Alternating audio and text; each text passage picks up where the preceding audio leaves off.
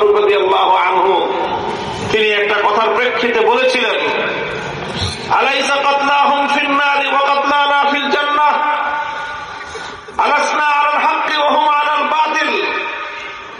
যে ব্যাপারটা তো এমনই যে আমরা যারা ইসলামের পথে আছি, ইসলামী জীবন ব্যবস্থার পথে আছি, আল্লাহ কোরআনের সমাজ ব্যবস্থা করবার কথা বলি, কোরআনী রাজনীতির পথে আছি, এই পথে যদি লড়তে লড়তে কেউ জীবন চলে যায় তাহলে সে শাহাদাতের মৃত্যুবরণ করে জান্নাতে যাবে।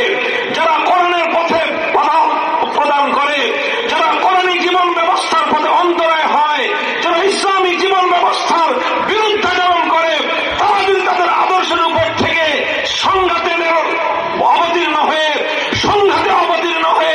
সংঘাতে লেগে তারা যদি মৃত্যুবরণ করে, কোরআনের বিরুদ্ধাচরণ করে মরার কারণে তাদের পরিণাম হবে জাহান্নাম। আমরা হকের উপর, তারা বাতিলের উপর। হযরত ওমর তখন বলেছিলেন, ফাআলা মা নুতি হাযিহিদ দানিয়াতা ফি দীনিনা, ওরা যদি কুফরের উপর থেকে মাথা নত না করতে পারে, আমরা ঈমানের পথে থেকে মাথা নত করবার প্রশ্নই আসতে পারে না। মুহতারাম হাজিরিন, এটা হলো মূল কথা। যারা ইসলামকে মানি, আমরা ইসলামকে জানি, ইসলামকে মানি,